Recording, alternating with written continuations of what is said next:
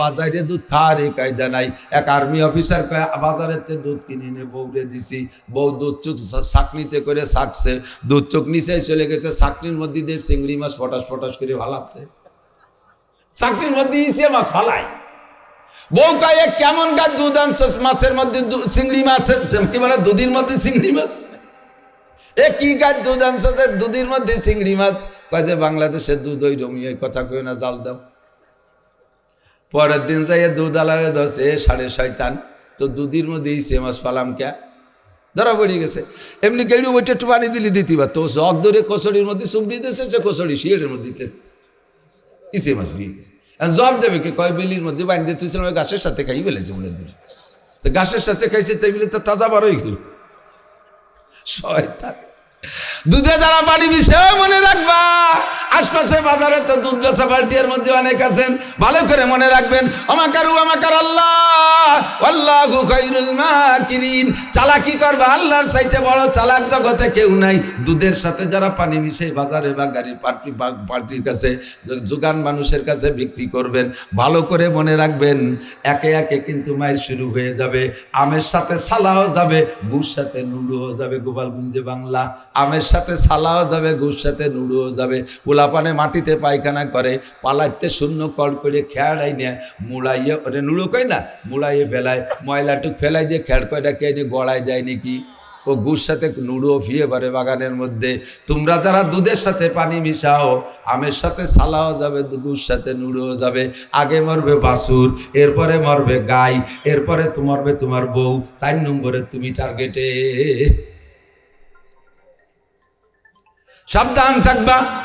এক দুধের সাথে যখন 2 নম্বরই করে শুরু করবা, আল্লাহ পাক এবার দুধের থেকে মজা নিয়ে যাবে। মুরব্বীরা বলবেন, সাক্ষী দেবেন, ইদানিংকালে ফুলপানরা অভাব দেখে নাই, এরা তো স্বর্ণের চামচ মুখে নিয়ে জন্ম নিচ্ছে। আমরা যারা কমপক্ষে স্বাধীনের আগে বা স্বাধীনের মুত্তাসিল পরপর জন্ম, আমরা বাংলাদেশের অভাব অনেক দেখেছি। মুরব্বীরা কথা কন, অনেক অভাব দেখছি। আটার যাও খাইছেন, ঢ্যাপের খই খাইছেন, গাছের চালির ভাত খাইছেন, চিনের চালির ভাত আর যাও খাইছেন, আটার যাও খাইছেন, খাইছেন না? কত অভাব আমাদের মধ্যে দেখেছে। আল্লাহু আকবার। ওই সময় ছোটবেলায় আমার মনে আছে, আমার মা এখনো বেঁচে আছেন, 1 পোয়া দুধ সংগ্রহ করতেন, দুধের মধ্যে কমপক্ষে আধা কেজি পানি দিতেন। দুধ জ্বালায় আমাদের ভাই বোন আমরাও অনেক 1 চামচ করে দিত, কোনো মতে তার সাথে আর একটু পানি নিয়ে মাখাই খাইতাম। লাস্টে মার জন্যই মোটেও থাকতো না, মা সে হাড়ির মধ্যে একটু পানি দিয়া একটু নাড়াচাড়া করে তার মধ্যে ভাত মাখাই নিতেন। এরম মা বহুত বাড়ি চলে গেছে, কতক্ষণ ঠিক না? অনেকের বাড়ি সেই মা এখন বৃদ্ধ হইয়া দুঃখতেছে মরণের অপেক্ষায়। মা বড় অসহায়, মা কিছুই করতে পারে না। আমরা কিন্তু সেই কালের মায়ের সন্তান। রাতের বেলা হাড়ির কোনায় 4টে ভাত থাকতো, মা নিজে না খাইয়া বলতো, তোরা মা খাইয়া নে, লুকমা লুকমা নেলা নেলা ভাগ করে খা। আমরা সেইভাবে মায়ের কাছ থেকে মাকে না খাওয়াই রেখে আমরা খেয়ে বড় হয়েছি। আল্লাহু আকবার। এখনকার বাচ্চারাও অভাব দেখে না, এরা স্বর্ণের চামচ মুখে নিয়ে জন্ম নিয়েছে। ভ্যান চালাক আর রিক্সা চালাক, কিষেন বেচুকার কামলা দিক, প্রত্যেকের ডেলি 500-1000 টাকা ইনকাম আছে না নাই? কথা গান। কাজে এরা অভাব চেনে না, অভাব দেখে নাই। আমরা সেই অভাবী মায়ের সন্তান। এরপরে মা হাড়ির মধ্যে 4টে ভাত নিয়ে পানি নিয়ে মাখায় নিতেন। তারপরে তার ভিতরে যে ঘিরান আসতো, সেখান থেকে মার কাছ থেকে আবার নেলা নেলা কাড়িয়ে কাড়িয়ে খাইতাম। ওই পানি মিশানো হাড়ি কাহা, দুধের ভিতরে যেই ঘিরান, এখন 5 কেজি দুধ জ্বালাইলে 1 কেজি রাখলেও সেই ঘিরান পাওয়া যাবে নাকি? কথা বলেন। জিবরিল আলাইহিস সালাম বললেন, হুজুর আমি নিয়ামতের স্বাদ তুলে নেওয়ার জন্য আসবো, আল্লাহ পাক পাঠাইবেন। আমার মনে হয় জিবরাইলের এবার আশা হয়ে গেছে। কোন নিয়ামতের স্বাদ আছে? আছে আছে। কোন নিয়ম? ইলিশ মাছ ভাজা রান্না করলে পাশের 3 বাড়ি ঘিরান হয়ে যেত, গরুর গোশত রান্নালে রাস্তা পর্যন্ত ঘিরান হয়ে যাইত, ঠিক না? আর এখন ইলিশ মাছ খাই না, তেলিওটাই খাই, চাইতে টের পাওয়া যায় না। আমার মনে আছে আমার চাচাজান মৌলানা আব্দুল ওয়াহাব সাহেব, উনি তো সে সময় আমাদের চাইতে অনেক প্রসিদ্ধ ছিলেন। ভক্তবৃন্দ অনেক হাদিয়া তো বা দিতেন। চাচাজান কমলা লেবু আনতো। আমার আব্বা গরিব মানুষ, কিনতে পারতেন না, আমাদেরকে একটা দিত, 4-5 ভাই বোন ভাগ করে খাইতাম। আব্বা খুশা খান সোনের চালের সাউন্ড কাঠির মধ্যে গুজিয়ে রাখতো, 10-15 দিন 20 দিন পরে ওই ডে শুকাইয়া কড়কড়ে হয়ে যাইতো। ওইটা মটকাইয়া ভাঙলেও মনে হয় যেন আজকেই একটা নতুন কমলা লেবু সোলা হয়েছে, এমন কড়কড়ে ঘেরান আসতো কতক্ষণ। আর এখন কমলা লেবু তাজা, তা শুইলে খোসা নাকে টাছে রাতে ডললিও তো কমলা লেবুর খোসা না তরমুজির খোসা টের পাওয়া যায় না। জিব্রাইল কামি নিয়ামতের স্বাদ নিতে আসবো, মনে হয় আশা হয়ে গেছে, নিয়ামতের স্বাদ সব শেষ, আর পাবেন না। গুড় কিনতে গেলে গুড় কয়া লাগে না, কয় কত পার্সেন্ট। গুড়ের দোকানের সাথে সামনে যে দাঁড়াবেন গুড় কেনার জন্য বলবে ভাই কত পার্সেন্ট নেবেন, গুড়ির নামে গেছে পার্সেন্ট, এটা 25%, এটা 50%, এটা 75%। মানে গুড় কি পরিমাণ আর চিনি কি পরিমাণ তাতে পার্সেন্ট হয়ে গেছে, গুড়ির নামই নাই। সব কিছুর ভিতরে 2 নম্বরই করা হয়ে গেছে। আল্লাহর পক্ষ থেকে জিব্রাইলে পাঠায় 3 নম্বরই করাই ফেলছেন। 2 নম্বরে দ্বিতীয়বার আর একবার আসবো, আমি মানুষের মধ্য থেকে মহাব্বতের ভালোবাসা নিয়ে যাব। মানুষ থাকবে তার জায়গায়, ভালোবাসা থাকবে না। আরে অরিজিনাল ভালোবাসাকে যখন মূল্যায়ন করবে না, তখন আমি আল্লাহ পাক রব্বুল আলামিন মানুষের ভিতরের থেকে আসল ভালোবাসা তুলে নিয়ে যাব। ওরা 2 নম্বর ভালোবাসাকে প্রাধান্য দেবে, ভাই বোনকে ভালোবাসবে না, সন্তানে আব্বা মাকে ভালোবাসবে না, ভালোবাসা নিয়ে ঢালতে থাকবে অন্য জায়গায়। শ্বশুর শাশুড়ির নামে অ্যাকাউন্ট খুলে বস্তা ভরে টাকা সেখানে ডালবে, আব্বা মার অ্যাকাউন্ট, আব্বা মার নামে অ্যাকাউন্ট হবে না, ও জায়গায় টাকা রাখবে না। ভাই বোনের সাথে মহাব্বত আর ভালোবাসা রাখবে না, বিচ্ছিন্ন হয়ে যাওয়ার চেষ্টা করবে। এবার ভালোবাসারে প্রতিষ্ঠিত করার জন্য এবার 14ই ফেব্রুয়ারি তারিখটা ঠিক করে নেবে। সারা পৃথিবীর ভালোবাসা একদিন 14ই ফেব্রুয়ারি জানিয়ে দিতে হবে। এই 2 নম্বরই ভালোবাসার ভিতর দিয়ে হাজার হাজার ব্যভিচার আর গুনাহ হয়, লক্ষ লক্ষ জারজ সন্তান পয়দা হয়। 14ই ফেব্রুয়ারি মনে আছে? 14ই ফেব্রুয়ারি নাম রাখছে তার কি? ভালোবাসা দিবস, ভ্যালেন্টাইন ডে। ভ্যালেন্টাইন ডে এর ভিতরে যত অন্যায় অবিচার হয়, যত গুনাহ হয়, সারা পৃথিবী জরিপ করলে খুঁজলে পাওয়া যাবে। আল্লাহই ভালো জানে, লক্ষ লক্ষ জারজ সন্তান হারামজাদা পয়দা হচ্ছে। আসল ভালোবাসাকে মূল্যায়ন করো নাই, নকল ভালোবাসা তোমাদের ভিতরে প্রতিষ্ঠিত করার চেষ্টা করছো। আল্লাহ পাক ভালোবাসা তুলে নিয়ে গেছে। আগে বাড়ি একটু ঝোল রান্না করলে পাশের বাড়ি এলা রান্না করলো কি করলো না, ছোট্ট পেয়ালাই করে একটু একটু দেয়া দিয়েছিল, কথা কোন ছিল কি ছিল না। এখন পাশের বাড়ি গরু রান্না করে খায়, তার পাশের বাড়ি এলার কিচ্ছুই জানে না, সব ধ্বংস হয়ে গেছে। 3 নম্বরে জিব্রাইলকে আমি আসবো ইনসাফ তুলে নেওয়ার জন্য। মানুষে যখন নিজেরাই ইনসাফ পছন্দ করবে না, নিজেরাই বেইনসাফিটারে পছন্দ করবে, গুরুত্ব দেবে, মূল্যায়ন করবে, অপরাধী তার অপরাধকে ঢাকার জন্য ঘুষ দিয়া, অপরাধী অপরাধকে লুকানোর জন্য ঘুষ দিয়ে সে জায়গা বিচারকের কাছে ঘুষ দিয়ে নিজেকে বাঁচানোর চেষ্টা করবে। এইটাই হবে মানুষের স্বভাব। অথচ সাহাবায়ে কেরামের স্বভাব ছিল, এক সাহাবা হুজুরের কাছে যে বলছে, হুজুর জানাই তুই ইয়া রাসূলুল্লাহ, হুজুর আমি তো একটা অন্যায় করে ফেলছি। কি বলে কি অন্যায় করছে? হুজুর আমি ব্যভিচার করে ফেলছি। হুজুর মুখ ফিরে এনেছেন, হুজুর মনে করছেন, হুজুর বলতে চাচ্ছেন যে তুমি যে কথা বলছো এর পক্ষে যদি সাক্ষী না থাকে, তুমি একা একা বলছো, হয়তো পাগলামি করে বলতেছো নাকি। হুজুর মুখটা ফিরে নিয়ে গেছে আর একদিক। ও বলছে যে বলে জানাই তুই ইয়া রাসূলুল্লাহ, হুজুর আমি জিনা করেছি, বিচার করে পবিত্র করে দেন। হুজুর আবার আর একদিক মুখ নেছেন।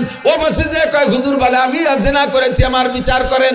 এরপরে হুজুর আর একদিক মুখ ফিরেছেন, পিঠ ফিরেই দিয়ে বসছেন, সেদিকও মুখ নিয়ে যে বলে হুজুর আমি জিনা করছি, বিচার করেন। হুজুর বলেন আমি ভাবছিলাম একবার মুখ ফিরাইলে তুমি চলে যাবা, বিচারটা তোমারটা আল্লাহ করুক, তোমার মাঝে আর আল্লাহর মধ্যে যে ঝামেলা হয়েছে আল্লাহ পাক সমাধান করবে, দুনিয়ায় তোমার বিচার করবো না, যেহেতু তোমার ওই ঘটনার পক্ষে মানুষের মধ্যে থেকে কোনো 4 জন সাক্ষী নাই। এবার নিজে তখন ঘুরে ঘুরে চারদিক ঘুরে ঘুরে বললে যে আমি জিনা করেছি। একজন মানুষ জিনা করার পক্ষে যদি 4 জন পুরুষের সাক্ষী দেয়, তাহলে তাকে বিচার করতে হবে। এবার চারদিক ঘুরে ঘুরে তুমি নিজের সাক্ষী নিজে হইছো, বিদায় তোমার বিচার করা লাগবে। নইলে আমি চাইছিলাম না যে তুমি একবার বলার পরে বিচার করব, তুমি চলে যাইতে। সাহাবায়ে কেরামের স্বভাব, নিজে অন্যায় করে ফেলেছেন, নিজেকে নিজে অপরাধী সাব্যস্ত করে বিচারকের মাধ্যমে বিচার কইরা দুনিয়াটাকে ঠিক করবেন, সমাধান করে নেবেন। নিজের এহকাল পরকাল ধ্বংস করবেন না, পরকালে যাতে ধরা খাইতে না হয়। আর উম্মতের অবস্থা এমন হবে, তারা নিজের অপরাধ কইরা বুঝতেছে আমি জেনুইন অপরাধী, বিচারকরে ঘুষ দিয়ে সেই অপরাধের থেকে বাঁচার চেষ্টা করবে। আর তখন বিচারকরা দেখবে যে ঘুষ যেহেতু পাইতেছি, আমি খেয়ে নেই, তার কপালে যা হয় হোক, আমার কপালে যা হয় হবে। মানুষের ভিতরে ভয় থাকবে না। আল্লাহর রাসূল বলেন, জিবরিল বলেন, সেই সময় আমি ইনসাফ ভিতরের থেকে তুলে নিয়ে যাব। নিরপরাধীকে ফাঁসি দেবে আর অপরাধীকে বেকসুর পয়সা খাইয়ে ছাইড়ে দেবে। এটা আল্লাহর পক্ষ থেকে গজব। যাইতে যাইতে একেবারে 10 নম্বরে জিবরাইল বললেন, হুজুর শেষকালে আসবো আমি কোরআনে কারিমের ভিতরে থেকে অক্ষর তুলে নেওয়ার জন্য। কয় কখন অক্ষর তুলে নিবা জিবরাইল? তুমি কোরআন কেন তুলে নিবা? কয় আল্লাহর হুকুমে নেব। কখন নিবা? কয় যখন মানুষ কোরআন পড়তে চাইবে না। আলেম উলামা পর্যন্ত সন্তানদেরকে স্টাডিং বাম দিক ঘুরাই দেবে। আলেম হয়ে তার ছেলেরা আলেম বানাবে না। মুসলমান হয়ে সন্তানদের কোরআন পড়ানোকে ফকিরি বিদ্যা বলে মনে করবে। বড় লোকের টাকা আছে, লাখ লাখ কোটি কোটি টাকা, নিজে আখেরাতকে বিশ্বাস করে না, তা না আখেরাতকে বিশ্বাস করে মাদ্রাসা বানাই দেবে। সেই জায়গায় হাজার হাজার গরিব গুরাবা ছেলেরা মেয়েরা পড়বে, কিন্তু নিজের একটা ছেলেরে মাদ্রাসায় দেবে না। পয়সা আছে, মাদ্রাসা বানাই দিছে, আছো তোমরা এতিমরা পড়ো, গরিবরা পড়ো, আছো সবাই পড়িয়া, আমাকে গোষ্ঠী শুদ্ধ ভেসে ভাটাই দিয়ে যাও। আমার একটারও দেখা দিতাম না। আমার ডান স্টাডিং বামদিক, আমার ডাইয়ে পড়বে, বিয়ে পড়বে, এমএ পড়বে, মাস্টার হবে, ডাক্তার হবে, ইঞ্জিনিয়ার হবে, বাংলাদেশ পড়বে, বিদেশ পড়বে, আরে সারা পৃথিবী পড়ে পড়ে বিশ্বসেরা শিক্ষিত হবে, কিন্তু মাদ্রাসায় পড়বে না। সন্তানদেরকে আলেম বানাইতে চাইবে না, কোরআনের সম্মান করবে না। ঘরের ভিতরে কোরআন থাকলে কোরআনের কোনো জায়গাও হবে না। আমার দিক এই গ্রাম খুঁজে দেখেন, কোরআনরে রাখছে কোরআন শরীফ, যে যে বাড়ি কোরআন শরীফ আছে, কোরআন শরীফে কেমন মর্যাদায় রাখছে। কোরআন শরীফের জন্য আলাদা একটা শোকেস নাই, কোরআন শরীফের জন্য আলাদা পরিষ্কার কোনো জায়গা নাই। ওই সাধারণ বই পুস্তক রাখছে, তার সাথে এক জায়গায় কোরআন শরীফ খান থুয়ে দিছে। এরপরে পোলাপানা এসে আবার তাদের বই পুস্তক বেশি হয়ে গেছে, সে জায়গা তাদের বই রেখে কোরআন শরীফ খানটা সে জায়গা থেকে নামাইয়া মাসার কোনায় থুয়ে দিছে।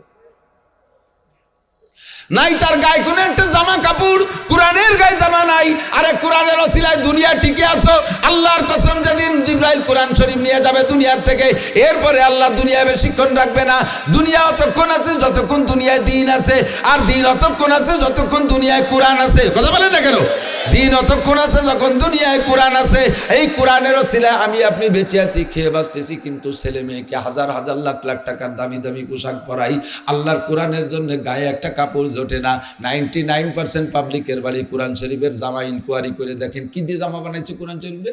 ছায়া ছিঁড়া, ছিঁড়া ছায়ার তেনা, পুরন ব্লাউজ ছিঁড়া, লুঙ্গির কুনা, গামছা ছিঁড়ে গেছে, আজকন দিয়ে ফেসাইতেছে, অথবা বালিচেরটা নালাতে নালাতে আঠা আঠা হয়ে গেছে, তারে অপারেশন করে তুলো ফেলাই দিয়ে খাড়ে দিয়ে তার মধ্যে দিয়ে দিচ্ছে, অথবা শপিং ব্যাগ ঝুলো। সর্বোচ্চ ভালো ইদানিং একটু শপিং ব্যাগ হয়েছে, সর্বোচ্চ ভালো পোশাক কোরআন শরীফের জন্য। ছেলে পেলেকে হাফ প্যান্ট ছিঁড়ে গেছে, একখান খুলে ফেলাই দিয়ে আর এক ঠাঙের মধ্যে করে দিচ্ছে। কোরআন শরীফের জন্য জায়গা নাই, তাক নাই, টেবিল নাই, কোরআন শরীফ রাখার কোনো সম্মান নাই। কোরআন শরীফ ঘরের মধ্যে পড়বে না, সারা বছরের ভিতরে কোরআন শরীফ খুলে থাকবে না। এক পারা কোরআন শরীফ এদিক বহু বাড়ি আছে, বহু বাড়ি আছে, যেই বাড়ি সারা বছরের মধ্যে এক পৃষ্ঠা কোরআন শরীফ খুলে পড়ার মতো মানুষ নাই। আছে না নাই? কথা বলেন, আছে না নাই? কোরআনকে যখন কোরআনের সাথে এমন আচরণ করবেন, কোরআনে তখন আল্লাহ পাকের কাছে নালিশ করবে, রব্বুল আলামিন আল্লাহ আমার সাথে কি আচরণ করে। এইটা নবী আলাইহিস সালাতু ওয়াস সালামের কাছে পৌঁছে যায়। নবী আল্লাহর কাছে বলে, রব্বিন্না কওমিত্তাখাযু হাযাল কুরআনা মাহজুরা, রব্বিন্না কওমিত্তাখাযু হাযাল কুরআনা মাহজুরা। আল্লাহ আমার উম্মত এখন কোরআনটা খাইতেছে না, কোরআন পড়তে চায় না, কোরআন পড়নেওয়ালারা ভিক্ষুক মনে করে, কোরআন পড়নেওয়ালাকে সমাজে পিছিয়ে রাখে, কোরআনওয়ালাকে সহ্য করতে পারে না, কোরআনওয়ালাকে দেখতে পারে না। এখন কোরআনের কি উপায় হবে? জিবরাইল যখন উম্মতে কোরআনের সাথে এমন আচরণ করবে, তখন কোরআনে আল্লাহর কাছে মামলা দেবে, আল্লাহ আমারে তুমি পাঠাইছো, আমি আসতে চাই না, আমার এই অপমান করতেছে, এখন কি করা যায়? আল্লাহকে টেনশন করো না, তোমার একটা অক্ষরও পরিবর্তন করতে পারবে না, আমি তোমাকে যত্ন সহকারে বের করে নিয়ে আসবো। হঠাৎ করে একদিন দেখবে সেই কালে মানুষ যারা থাকবে, আপনারা এখনো সেই পর্যায়ে আসেন নাই, সেই দিন দেখবে কোরআন শরীফের কাগজ রয়েছে, কিন্তু সকালবেলা উঠে দেখবে ভিতরে অক্ষর নাই। জিবরাইল কাম সাইরে নিয়ে চলে গেছে। আল্লাহ কা ইন্না নাহনু নাযালনা যিকরা ওয়া ইন্না লাহু লাহাফিজুন। এই চন্দ্রদি গেলেই আমার মনে নাই উনি কে। অনেক দিন আগে, 3-4-5 বছর আগে আমাদের বাড়ি আসছিলেন, উনি ইটালি থাকেন। উনি আমার একটা ওয়াজ করার ওসিয়াত করে গেছে। উনি কয়, হুজুর আমি তো ইটালি থাকি, আসছে আমার সাথে দেখা করতে। কয় বাংলাদেশ ইটালি থেকে আপনার বয়ান শুনি আমাদের গোপালগঞ্জে আঞ্চলিক ভাষা খুব ভালো লাগে, শুনি তো বাড়ি মনে নিয়ত করেছি, এবার বাড়ি যে আপনার সাথে দেখা করতে আসবো, তাই আসছি হুজুর। আমার কাছারিতে বসে উনি আমার বললেন, আর আমারও ওসিয়াত করলেন যে এই যে কবেন যদি কোনো জায়গায় সুযোগ পান, সেই হিসেবে উনার ওসিয়াত পালনের জন্য, আর মিলিয়েও গেছে সেই জন্যই বলে যায়, যুবকটা খেয়াল করো, আল্লাহ একবার।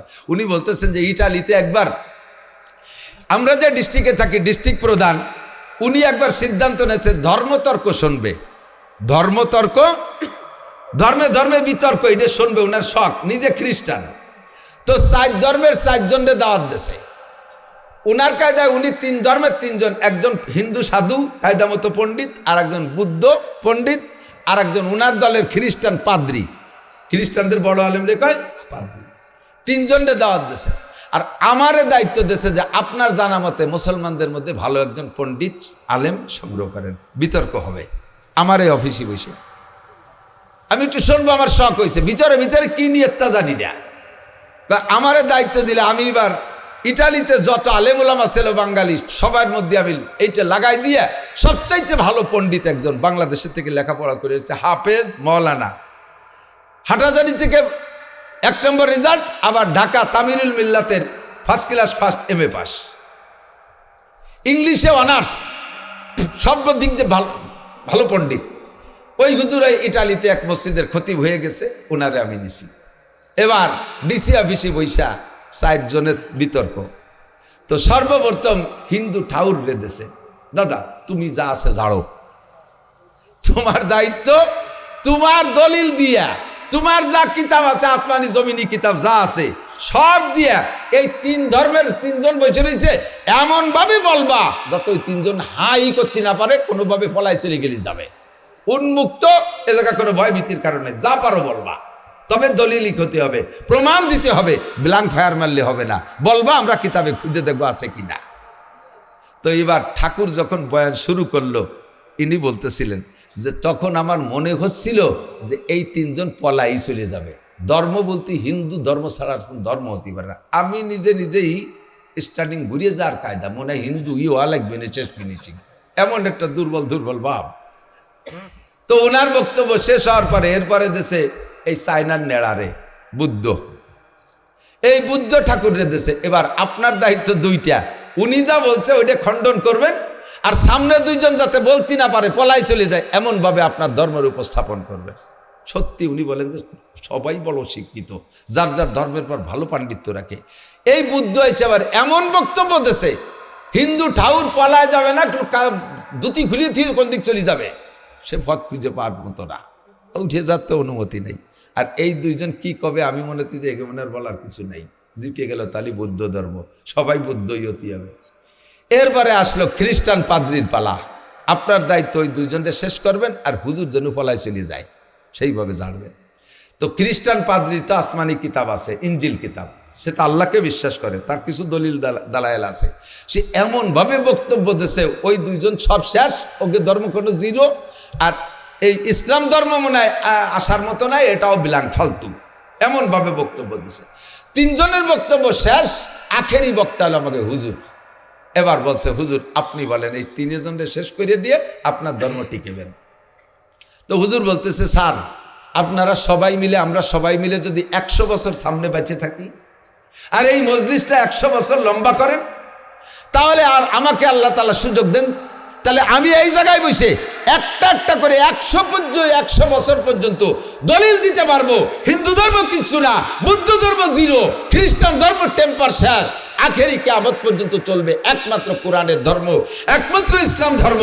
আমার এত দলিল আছে, 100 বছর আমি দলিল দিতে পারবো। তবে অতদিন হায়াত আপনারাও পাবেন না, আমিও পাবো না, ধৈর্য কুলবে না, সময়ও নাই। আমি একটা দলিল দিই, সেটা হলো স্যার এই 3 জনের তো ধর্মগ্রন্থ দিয়ে দলিল দিয়েছে, যার যার ধর্মগ্রন্থ পৃথিবীতে যেখানে যা আছে সব আইনে আপনার কাছে জমা দেবে, আপনি আগুন দিয়ে পুড়াই ফেলবেন অথবা সাগরে ডুবই দেবেন, আর আমিও যত কোরআন শরীফ আছে সব আপনার কাছে জমা দেবো, পুড়াই দেবেন। এরপরে সবাইরে দায়িত্ব দেবেন, যার যার ধর্মগ্রন্থ তো সব শেষ, দুনিয়ায় তো কিছু নাই, যার যার ধর্মগ্রন্থ আবার হুবহু সেইভাবে লিখে দাও, আবার হুবহু সেইভাবে লিখে দাও। শোনেন ওই 3 জন পারবে নাকি,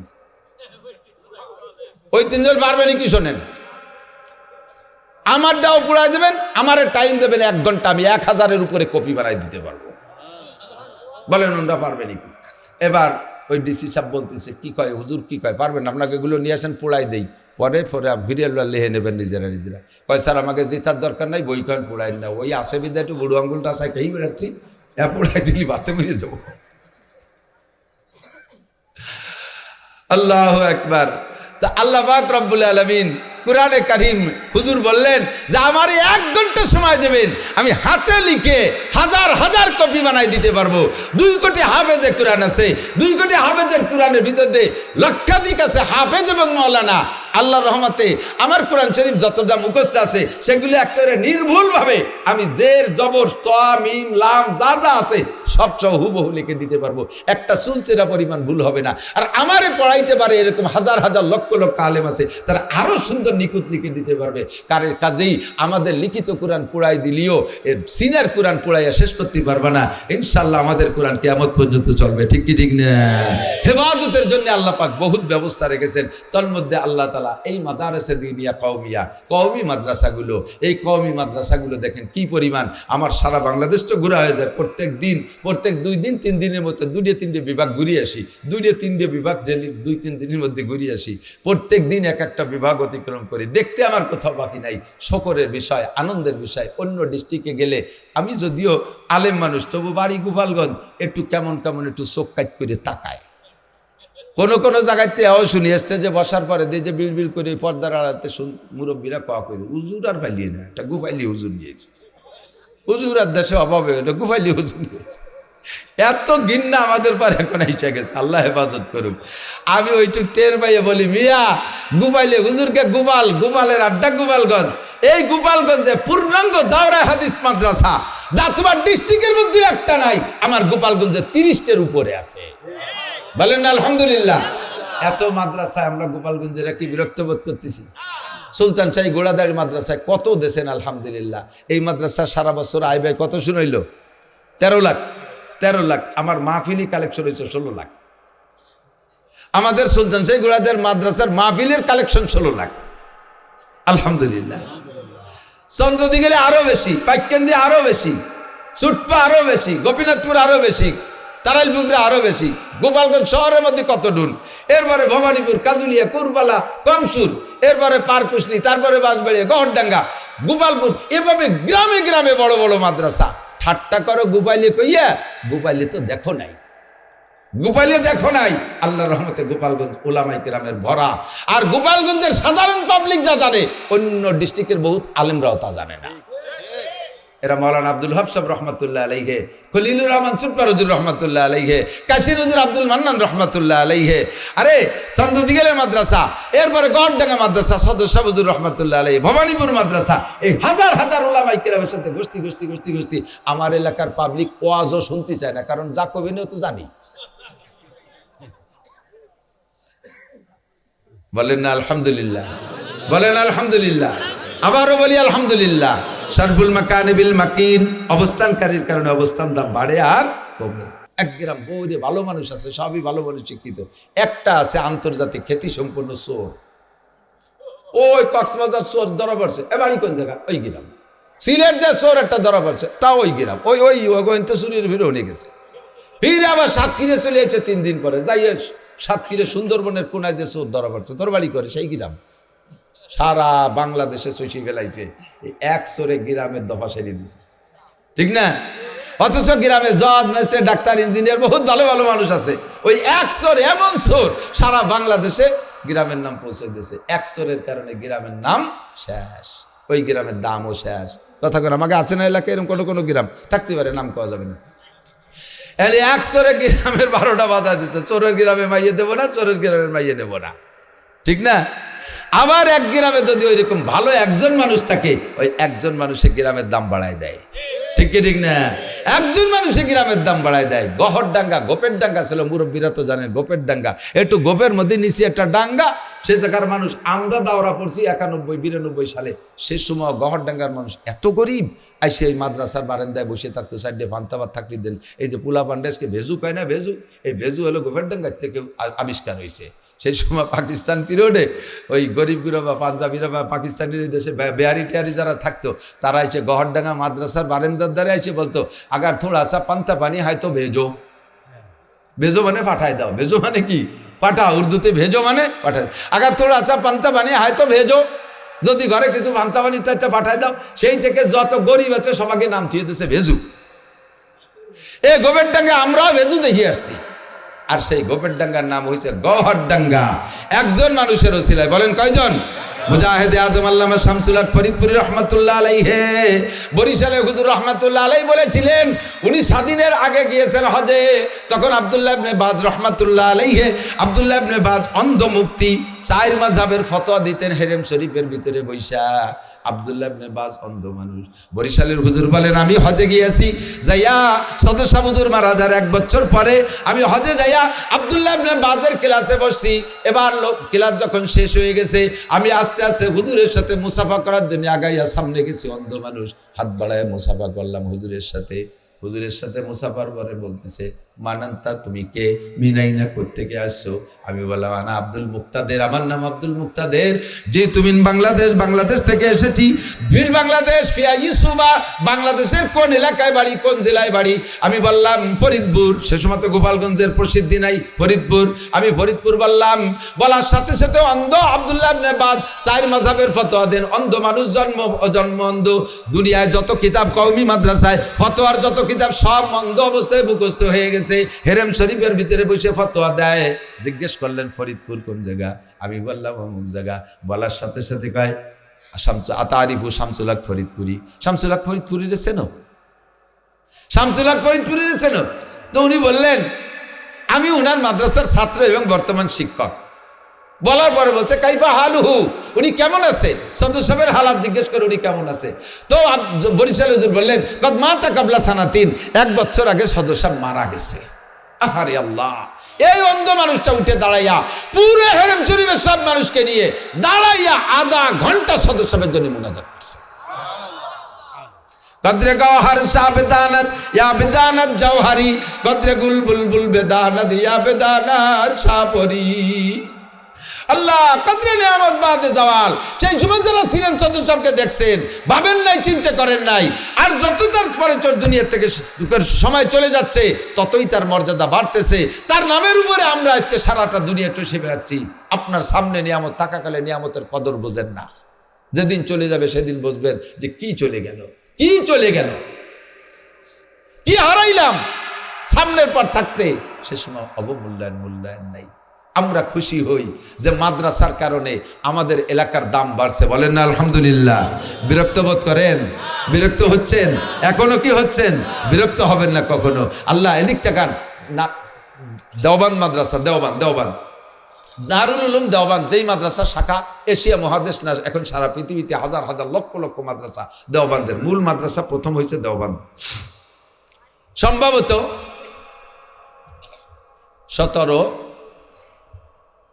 17 বা 1800 কত সাল যেন, আমার ভালো করে সাল মনে নেই।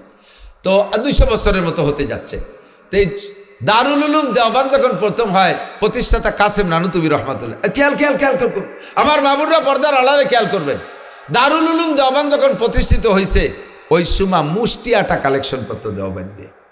আমাদের দেশে মুষ্টি চাল উঠে না, প্রত্যেকে মুষ্টি চাল দেন। মুষ্টি চালের মধ্যে একটা বরকত আছে। আপনার বস্তা ভরা রয়েছে, সকালে কালেকশন গেলে ওই জায়গা থেকে আপনি 1 গটি দিয়ে দেবেন তা না, এর ভিতরে বরকত কম। আপনি আলাদা একটা পাত্র রাখবেন, ওর মধ্যে থেকে রান্নার চাউল বের করে নিয়ে প্রত্যেকে 1 মুঠ চাউল রেখে দেবেন। আপনার রান্নায় ভাতেও কম পড়বে না, আপনার বস্তাও কম হবে না, আরে গায়েও লাগবে না। এটা হলো মুষ্টি চাউল। তো দেওবান্দে মুষ্টি আটা কালেকশন করে। তো মুষ্টি আটা কালেকশন করে শুক্রবারে তালবে আলিমরা বাড়ি বাড়ি দুয়ারে দুয়ারে যে লাইন ধরে দাঁড়ায়। এক বড় লোকের এইটা মাইন্ডে লাগছে খুব বেশি। আর দেওবান্দ শহরে এখনো হিন্দু বেশি, প্রচুর হিন্দু। আমিও দেখে এসেছি হিন্দু, খুব ঘন শহর, চিকুন গলি। তাই হিন্দুরা এই তালবি আলিমকে বিক্রিয়রা দেখে ক্রিটিসাইজ করে, ধর্ম একটা, ইসলাম একটা, খয়রাচ্ছে সে আগা গোড়াচ্ছে। পড়ছি উনাকে ইতিহাসে মুহাম্মদও খয়রাত করি বেড়াতো, সাহাবাই কিরম খয়রাত, এই ব্যঙ্গ ঠাট্টা করার দরকার। অ্যান্ড ওই শুনে ওই বড় লোকের মাইন্ডে লাগছে। আইসে নানুতুবি রহমতুল্লাহ বলতেছে, হুজুর আল্লাহর মেহমান এরা প্রত্যেক সপ্তাহে একবার এই যে বাড়ি যে সাইডে আটা কালেকশন করে, এতে হিন্দুরাও ঠাট্টা করে, আমারও ভালো লাগে না, এদেরও বিরক্ত লাগে। হুজুর এই কালেকশনটা বন্ধ করা যায় না? নানুতুবি বললেন, বাবা কালেকশন বন্ধ করবো? আমাকে তো সরকারি কোনো নিবন্ধন নাই, সরকার আমাদের কিচ্ছু দেয় না, এটা বেসরকারি মাদ্রাসা, চলবো কিভাবে? মাদ্রাসার নামে কোনো 10-20 বিঘে জমি খেত না, এটা একটা দোকানপাট ব্যবসা কেন্দ্রও নাই, কিচ্ছু নেই, কিভাবে চলবো? একে তো খাওয়াই বাঁচাতে হবে, এই জন্যই কালেকশন করি। তো বড় লোক বলতেছে, হুজুর যদি কোনো ব্যবস্থা আল্লাহ করে দেয় তাহলে কি বন্ধ করবেন? বলে যেমন কয় আপনার সাপ্তাহিকভাবে লাগলে সেটাও দিতে পারবো, মাসিকভাবে চাইলে তাও বললে দেব, আর বাৎসরিকভাবে চাইলে তাও হবে। সারা বছরের যত আটা লাগবে সব আমি একা দিয়ে দেবো। কষ্ট পাইলেন নাকি আপনারা? তো একটু ভালো রেখন সুবহানাল্লাহ। এরকম মানুষ তৈরি হয়ে যদি পাশে থাকে তাহলে ধর্মীয় প্রতিষ্ঠানগুলো চালাইতে সহজ হয়, ঠিক না? তো বড় লোকের এই প্রস্তাবে নানু তুমি তাকে একেবারে মাথায় হাত দিয়ে ভরপুর দোয়া করলেন, ছেলে তুমি বড় হুজুরি ছেলে, তুমি বড় অফিসারের ছেলে, তুমি শিল্পপতি ছেলে, কালেকশন করবে না। তোমার মতো 1 কোটি শিল্পপতিকে এক পাল্লায় রাখলে সাহাবায়ে কিরামদের একটা লোমের সমান দাম হবে না। কথা বলেন ঠিক ঠিক?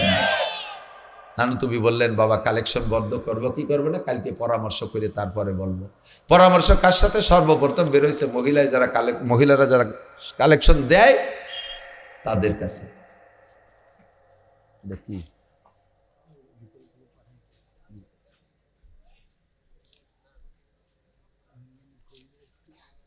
আজীব কারবার। স্বর্ণ ছাড়াকে যত দাও তাহা হাতে থাকিবে না জানি, প্রেমিকের প্রাণে ধৈর্য থাকে না, সালনে থাকে না পানি। শেখ সাদি গোলেস্তা প্রথম খণ্ডের মধ্যে আসছে। স্বর্ণ ছাড়াকে যত দাও তাহা হাতে থাকিবে না। যারা স্বর্ণ ছাড়া ওকে দেবেন, এক পয়সা দেবেন, আর দেশে আস।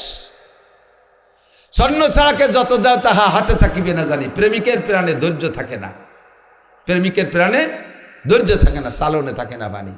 আমি ফানাই নিয়ে আসতেছি সেই দিক, এর মধ্যে আবার গ্যাটিস একখান দিয়ে দিছে।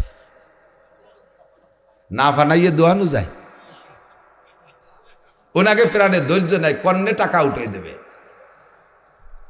1 টাকাও কেউ দেবেন না।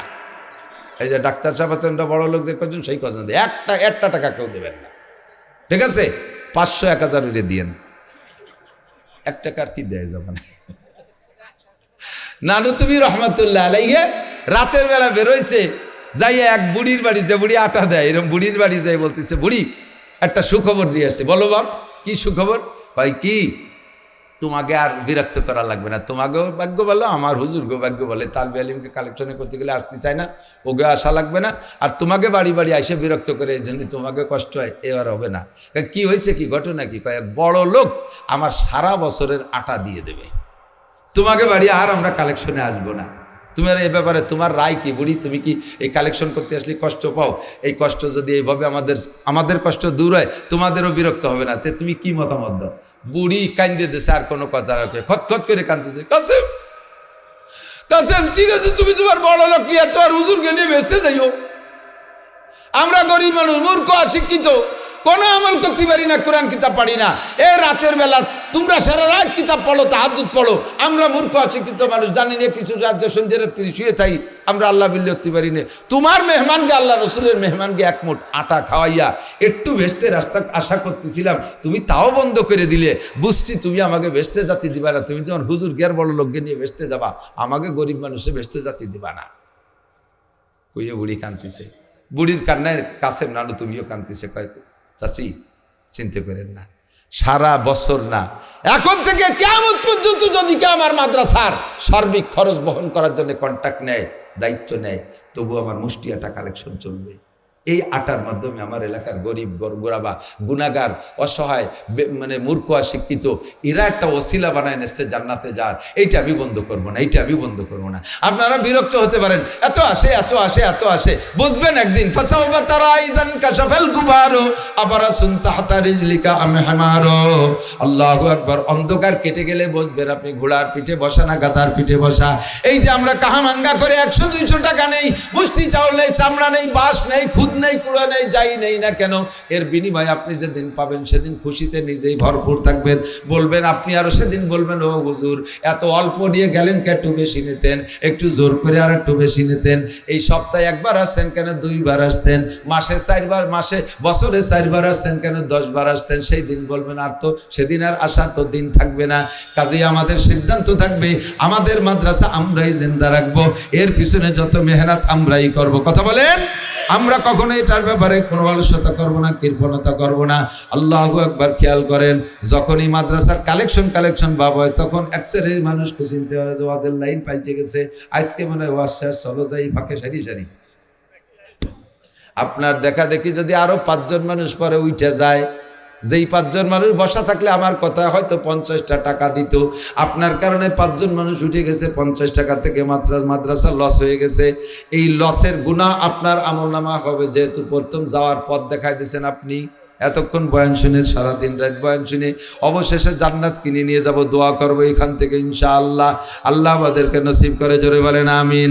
চাকরি করে মানুষ যতদিন পর্যন্ত চাকরি করে চাকরিতে একটা বেতন পায়, এই চাকরির বেতন দিয়ে সংসার চালায়। অ্যাকুরেট সহি চাকরি যদি কোনো ব্যক্তি করে, বেতনের বাইরে ডানি বামে ফিকির না করে, এই খেয়াল করেন, এদিক তাকান, যেই লোকটা 50,000 টাকা বেতন পায়, শুধু বেতনই পায় 50, ওই লোকটা যদি ঘুষ মুষ ডান বাম হারাম টাকায় হাত না দেয়, আমি ওভার শিওর 100 বার চ্যালেঞ্জ করে বলতে পারবো, ওর ফ্যামিলিতে যদি 4 জন সদস্য থাকে, ছেলে মেয়ে আর নিজেরা 2 জন, এই 4 জনও যদি থাকে, ওই লোকটা জীবনেও কোনোদিন গ্রামে, শহরে তো দূরের কথা, গ্রামে 1 ইঞ্চি জমিও কিনতে পারবে না, 1 ইঞ্চি জমিও কিনতে পারবে না, যদি হালাল টাকার উপরে চলে। কতক্ষণ দ্রব্যমূল্য যা, হিসাব তো করি, দেখি তো, কোনো মতো পারবে না। তবে মাসে 50,000 টাকা পায়, এই 50,000 টাকা দিয়ে সারা জীবন কাটাইছে, মাসে মাসে পায়, মাসে মাসে খরচ হয়ে যায়, ডানিও নাই পামেও নাই, 2টা ছেলে মেয়েকে লেখাপড়া শিখিয়ে মানুষ করে দিয়েছে, সময়কালে ওনাকে সরকার রিটায়ার্ড করে দিয়েছে, সরকারও জানছে যে ওনার আর কোনো ইনকাম নাই, কাজেই সরকার জিবি ফান্ড তৈরি করে সেখানে তার নামে একটা টাকা জমা রেখেছিল, ওই টাকাটা আসার সময় 50 লক্ষ টাকা দিয়ে দিয়েছে। এই 50 লক্ষ টাকাই না 2 ধরনের মানুষ 2 আচরণ করে, একদল আছে অচেতন, আর একদল হলো সচেতন। অচেতন যারা, তারা এসে দমাদম কয়েকখান গাড়ি ঘোড়া কিনে টিনে রাস্তায় ছাড়ি দেয়, এরপরে এটা নষ্ট হয় ওটা নষ্ট হয়, শেষে খালি সাথী 2-3 বছর পরে যে সেই গাড়িগুলো ড্রাইভারের কাছে বেঁচে কোনো মতে 3-4টা আইনে খাইয়ে দিয়ে শেষ। এরপরে কিসেন বেচা হয়ে যায়। এলো অচেতন পার্টি। আর সচেতন পার্টি আর একটা কাম করে, সচেতন পার্টি 50 লাখ টাকার 25 লাখ টাকায় দিয়ে এই গোসেশ্বর মোশেশ্বর আসতে বাঁচতে শহরতলি দিয়ে এই সমস্ত জায়গায় 2-3 শতক জমি কিনে আর 25 লাখ টাকা দিয়ে 3 শেড, বিল্ডিং তো হবে না, 3 শেড 3 ইউনিটের একটা ঘর বানায়, যাতে 3টে ফ্যামিলিকে ভাড়া দিয়ে খাওয়া যায়। 3 ইউনিটে 3টে ফ্যামিলিরে ভাড়া দিলে 3-10-কে 30,000 টাকা আসে। বুড়োকাল মরাকাল পর্যন্ত ছেলে মেয়েরা যদি ভাত কাপড় ওষুধ পানি নাও দেয়, ওই 3 ইউনিট থেকে 3-10-কে 30,000 টাকা আসে, তাই দিয়ে বুড়ো জীবন কাটায় যাইতে পারে। এই লোকটা বড় জ্ঞানী এবং সচেতন। কতক্ষণ সেম কোয়ালিটি। আল্লাহ রসুল বলেন, দুনিয়ায় যতক্ষণ বেঁচে আছো মানুষ, নামাজ পড়তেছো, তার একটা বিনিময় আল্লাহ রুজি দিচ্ছে, রোজা রাখতেছো, তার একটা বিনিময় বেতন হিসেবে আল্লাহ যা দিচ্ছে তাই দিয়ে খেয়ে বাঁচতেছো, হজ করছো, তার একটা বিনিময়, আখেরাত আছে, দুনিয়া আছে, তার বিনিময় খেয়ে বাঁচতেছো, আরো যত ইবাদত আছে এর একটা বিনিময় আল্লাহ দুনিয়ায় দেয়, তার বিনিময় তুমি দুনিয়ায় খেয়ে বাঁচতেছো। আল্লাহু আকবার। আর একটা বংশ আখিরাতের জন্য রয়ে গেছে। এবার যখন মানুষ মারা যায়, কেমন যেন সে চাকরি থেকে রিটায়ার করলো, ইনকাতানহু আমালুহু, তার সব আমলের দরজা বন্ধ হয়ে যায়। মারা যাওয়ার পরে কবরে নামাজ নাই, কবরে রোজা নাই, কবরে হজ নাই, কবরে যাকাত নাই, কবরে তিলাওয়াত নাই, কবরে যাওয়ার পরে দান খয়রাত করতে পারবেন না, জিকির ফিকির করতে পারবেন না, তাবলীগ সারমনাই কিছুই করতে পারবেন না কবরে যাইয়া। কিন্তু দুনিয়ায় যা নেকি কামাই করছেন, এই নেকি দিয়ে আপনার অনাদি অনন্তকাল আখিরাত চলতে হবে। এতে কত দূর পোষাইতে পারবেন না পারবেন। এই জন্য নবী পাক বলেন, 3 ইউনিটের একটা ঘর বানায় আসো, আমাদের 3 ইউনিটের একটা বিল্ডিং বানায় আসো, 3 ইউনিটের একটা ঘর বানায় আসো। ওই 3 ইউনিট থেকে 30,000 তোমার আমলনামায় আসতে থাকবে। 1 নম্বরে সাদকাতিন জারিয়া, 2 নম্বরে ওয়ালাদিন সালিহিন ইয়াদউলা, 3 নম্বরে আও ইলমিন ইনতাফাউ বিহি। 1 নম্বরে সাদকা জারিয়া, এমন এমন জায়গা দান করবা যেই দানগুলো কিছুদিন বা লম্বা টাইম স্থায়ী হয়। মসজিদ বানাই দিবা, তুমি নামাজ না পড়লেও ওই মসজিদে যতদিন নামাজ হবে, আল্লাহর কসম অতদিন পর্যন্ত আপনার আমল নামায় যত মুসল্লি ওখানে নামাজ পড়বে সমপরিমাণ নামাজ আপনার আমল নামায় যাইতে থাকবে। আপনি মাদ্রাসায় করে গেছেন, আপনি নিজে পড়েন নাই মাদ্রাসায়, আপনার ছেলে মেয়েও পড়ে নাই, মাদ্রাসার ঘর বানাই দিয়ে গেছেন। এই মাদ্রাসায় যতদিন লেখাপড়া হতে থাকবে অতদিন পর্যন্ত নেকি যাইতে থাকবে। এটা হলো সাদকায়ে জারিয়া। এরকম আরো যত আছে, মাদ্রাসায় কিতাব নাই, কিতাব কিনে দিয়ে গেছেন, এই কিতাব যতদিন পড়া হবে অতদিন নেকি যাইতে থাকবে। কিতাবের সাথে একটা কথা বলি, এমন দিকে খুব ইম্পর্টেন্ট একটা কথা আসছে, এদিক টাকার। কিতাবের ভিতরে সর্বশ্রেষ্ঠ কিতাবের নাম কুরআন। জোরে বলেন কি? কুরআন। এই কুরআন শরীফ কিনে দেয়াকে অবশ্যই নেকির কাজ বলবো, এর মধ্যে কোনো সন্দেহ নাই। কিন্তু একটা কথা মনে রাখবেন, ফকিরের ছেলেও যদি মাদ্রাসায় পড়ে, এতিমও যদি মাদ্রাসায় পড়ে, বিধবার বাচ্চাও যদি মাদ্রাসায় পড়ে, এই বাচ্চাটা যখন কোরআন শরীফ ধরে তখন তার মা বা গার্জিয়ান যারাই থাকুক, খাক না খাক, ভিক্ষে করে হলে একখান কোরআন শরীফ কিনে দেয়। কাজেই মাদ্রাসায় যত ছাত্র থাকে এদের কোরআন শরীফ নাই এরকম কেউ থাকে না। এরপরে আপনি কোরআন শরীফ বড় কিতাব মনে করিয়া, দামি কিতাব মনে করিয়া মাদ্রাসায় কিনে দিয়েছেন, ওইখান পড়ার কেউ থাকে না। ঢুকে দেখেন এই যে 6 বছরের মাদ্রাসায় কয়েকশো কোরআন শরীফ জমে গেছে, না তার যত্ন করার কিছু, এত কাপড় পাবে কোন জায়গায় হুজুরা তারা জামা পরাবে, রাখারও জায়গা হয় না। এরপরে ওগুলো অনাকাসরের মতো হয়ে পড়ে থাকে, অযত্নে পড়ে থাকে, তখন আর বরঞ্চ নেকির চাইতে গুনার দিকে চলে যায় বেশি। আপনি কিতাব কিনে দেবেন, হুজুরদের কাছে জানবেন হুজুর কি কিতাব লাগবে মাদ্রাসায়, ডাইরেক্ট কোরআন শরীফের চাইতে তাফসীর কিনে দেবেন, ফতোয়ার কিতাব কিনে দেবেন, দর্শী ক্লাসের কিতাব কিনে দেবেন, বহু কিতাব আছে, শুনিয়ে কিতাব কিনে দেবেন, সদকায়ে জারিয়া আও ইলমিন ইউনতাফাউ বিহি, দ্বীনি ইলম শিখায় রেখে যাবেন। সদস্য হুজুর আলেম বানাই দিয়ে গেছে, হাজার হাজার লক্ষ লক্ষ আলেম হচ্ছে, যে জায়গা নেটওয়ার্কে একের পর এক আলেম হইতেই তালে আছে। আমাদের এলাকায় সদস্য ফেরামুল নামায় নেকি যাচ্ছে।